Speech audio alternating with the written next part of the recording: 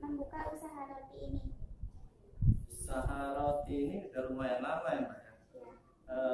Kalau nggak salah saya itu merintis dari sekitar tahun 2006. 2006. Tapi waktu itu saya belum bikin sendiri. Ya. Saya dulu kan masih ngambil sama orang. Tapi setelah sekitar tahun 2009 kayaknya itu saya sudah mulai produksi sendiri.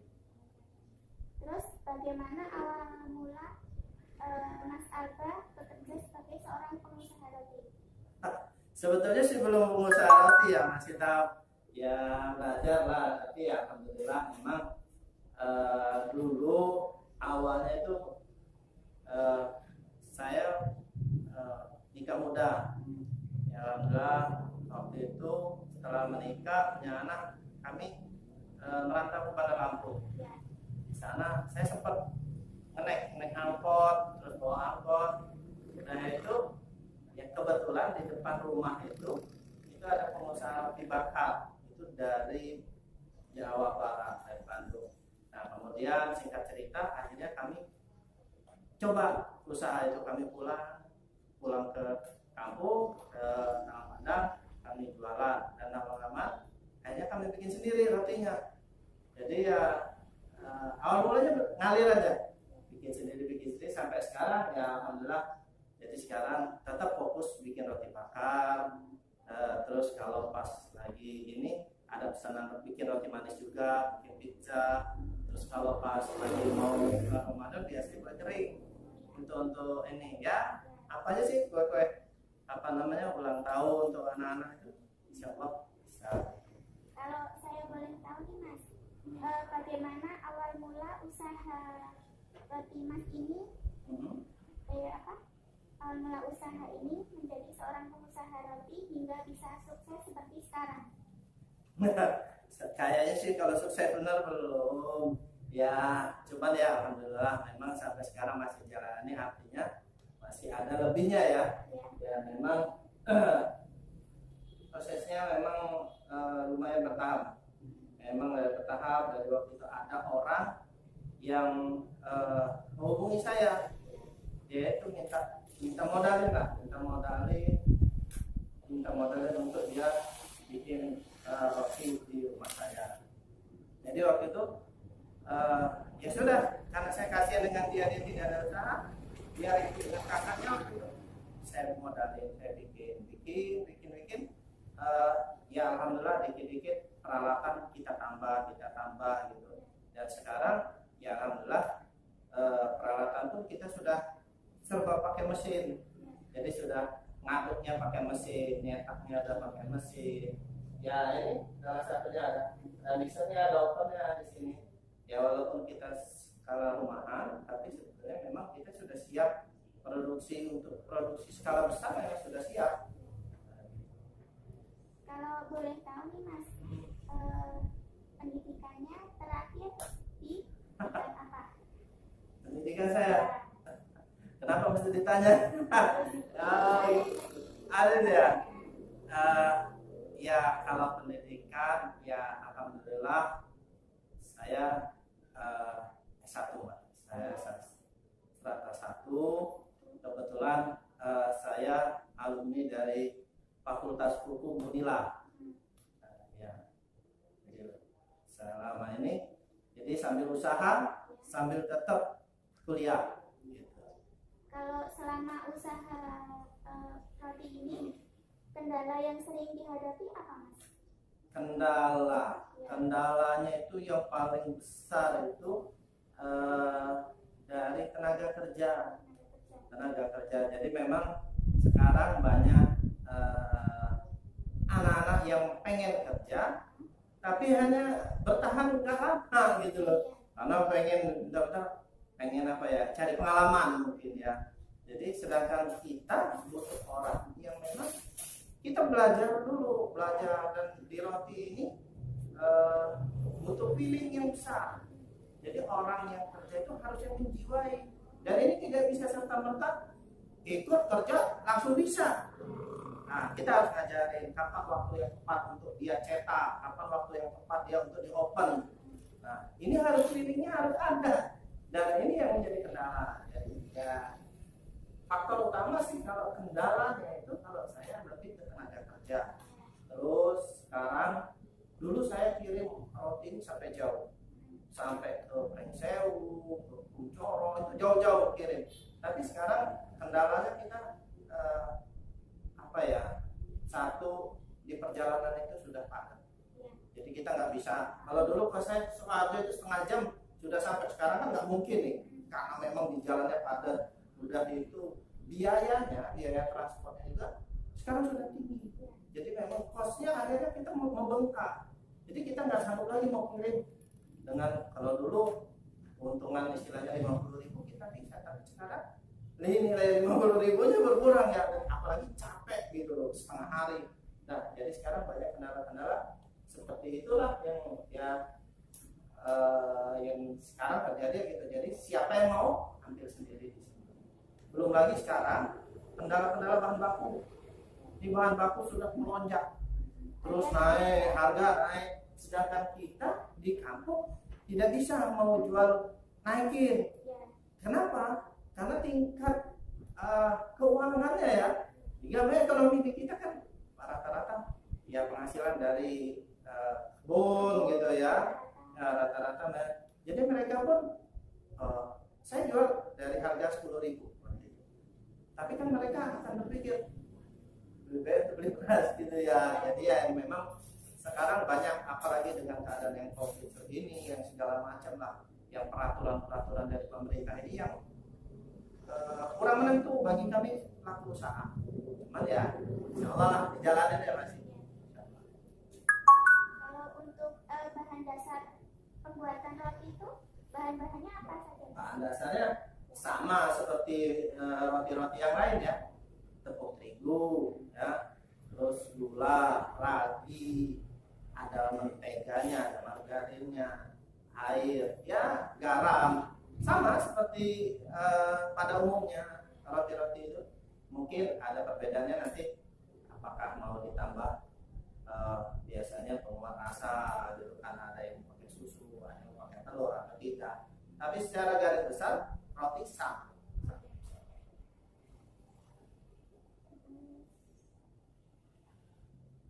Lagi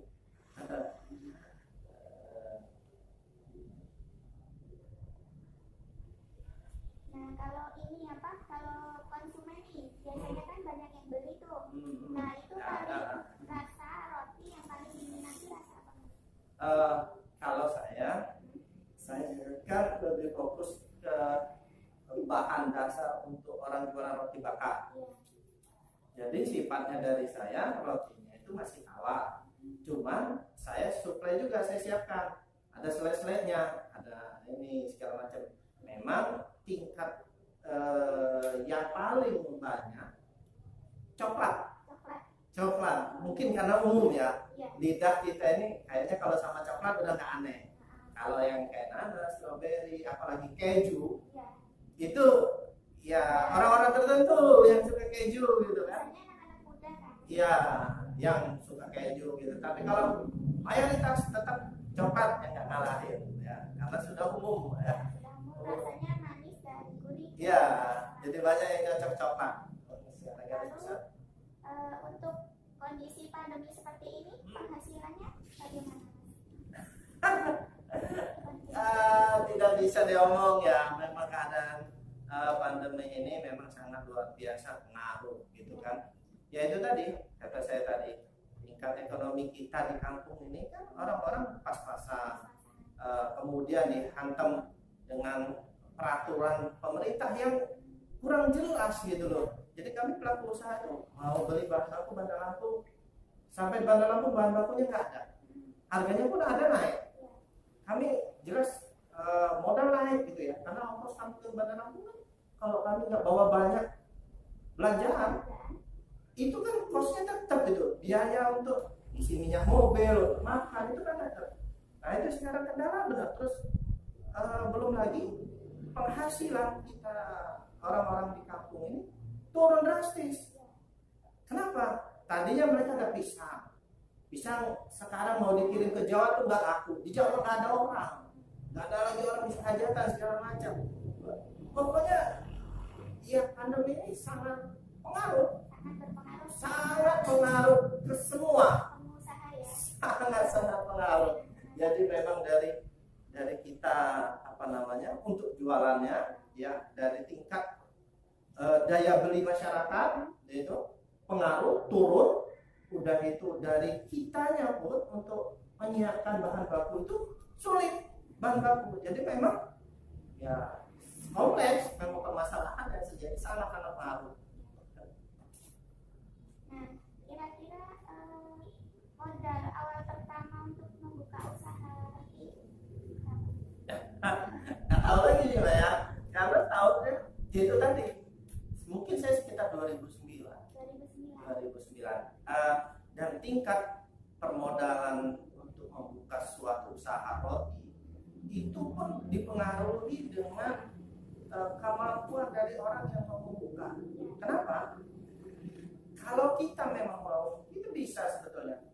Yang besar-besar itu kan kayak ini Mbak, mixer gini. Kalau kita untuk ngaduk ini namanya mixer ini. Kalau yang kayak gini dengan kapasitas hanya 2 kilo tepung kering, itu sudah bisa belasan juta. Itu merek Cina, belum yang kalau merek Taiwan.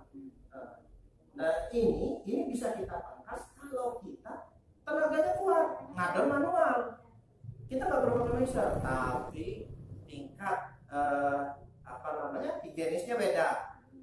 Yang namanya manual ya, campur keringat ya, mungkin. Jadi sangat untuk membuka usaha itu nggak bisa kita harus sekian, nggak bisa. Open pun kita bisa pakai yang kecil atau kita mau pakai yang besar sekalian bisa. Jadi memang itu bisa disesuaikan dengan keadaan kita. Tapi yang jelas begini kalau menurut saya, pada saat kita mau memulai sesuatu usaha terutama roti ini, yang paling dibutuhkan adalah modalnya semangat. Kita harus punya modal semangat gitu. Karena itu yang nomor satu. Teknis yang lain seperti peralatan itu akan menyesuaikan dengan semangat kita. Tidak ada yang tidak mungkin. Saya dulu sebelum punya ini mixer ini, ada 2 saya alhamdulillah. Saya berpikir ini gimana tekniknya. Ya kita bisa pakai alat-alat yang sebetulnya bukan peruntukannya untuk roti, tapi kita bisa ngakalin untuk roti, dan itu nanti akan nalar sendiri.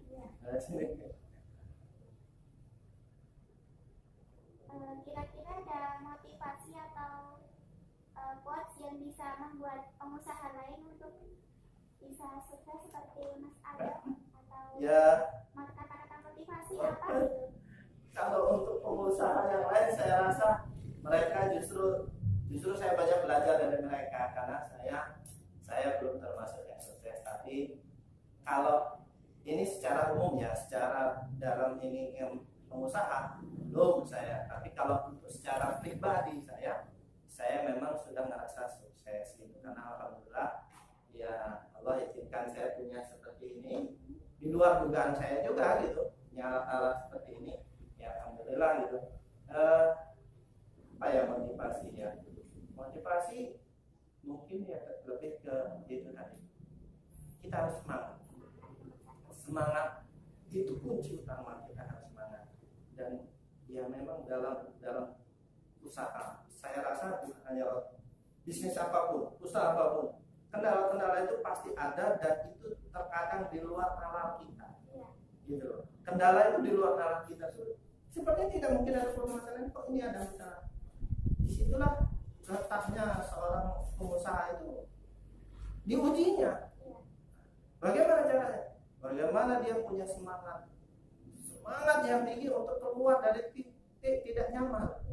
Jadi itu yang memang harus ditanamin bahwa ya tidak ada solusi. Apalagi kalau dari kita seorang muslim, ya insya Allah kita sudah yakin bahwa Allah tidak bakal menguji di luar batas kemampuan kita. Jadi pasti ada solusi. Kita yang harus cari terus semangat, walaupun keadaan bagaimanapun ya pada saat memang kebutuhan perusahaannya memang lagi menurun, kita nggak usah terlalu ambisi. Banyak sekarang saya perhati pengusaha-pengusaha itu hancur gara-gara ambisi. Ambisi berlebihan mengakibatkan dia mencari modal, dan modal ini rata-rata pinjam ke bank. Ada koperasi apapun namanya, ini berkaitan dengan riba, dan ini yang menghancurkan mereka. Apalagi keadaan sekarang sudah saya ini ya jalannya aja. Saat ini liburan ini nggak apa-apa. Yang penting kita tidak rugi.